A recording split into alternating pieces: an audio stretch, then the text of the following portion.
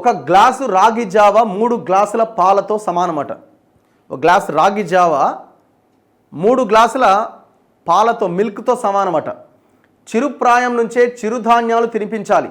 రోజువారీ భోజనంలో 3వ వంతు మిల్లెట్స్తోనే సంపూర్ణమైన ఆరోగ్యం. భారత చిరుధాన్యాల పరిశోధనా సంస్థ డైరెక్టర్ తారా సత్యవతి గారు చెప్తున్నారు. ఏమంటున్నారు? ఇంకా ప్రజా పంపిణీ వ్యవస్థలో కూడా భాగస్వామ్యం చేస్తే దేశవ్యాప్తంగా వీటి వినియోగం విస్తృత స్థాయిలో పెరుగుతుంది. తెలంగాణ, మహారాష్ట్రలో జొన్నలు, రాజస్థాన్లో సజ్జలు, ఏపీలో కొర్రలు, కర్ణాటకలో రాగుల వంటివి పీడిఎస్లలో ఇవ్వాలి.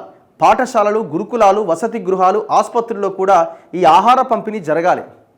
వాస్తవమే ఇది. ఇప్పుడు 6 కిలోల బియ్యం ఇస్తున్న మీరు ప్రతి మనిషికి 6 కిలోల రేషన్ బియ్యం ఇస్తున్నారు. దాంట్లో మిల్లెట్స్ని, రాగులో, సజ్జలో ఇంకోట ఆ మిల్లెట్స్ని కూడా చేసి అరకిలో ఇస్తారా, కిలో ఇస్తారా, తక్కువ రేటుకి ఇస్తే ప్రజలు దాన్ని వినియోగించుకోవడానికి అవకాశం ఉంటుంది. ఎందుకంటే అది ఆహారం ఇవాళ రేపు ప్రజలకి హెల్త్ కాన్షియస్ పెరిగింది. ఒక గ్లాసు రాగి జావా పోషకాల పరంగా 3 గ్లాసుల పాలతో సమానం.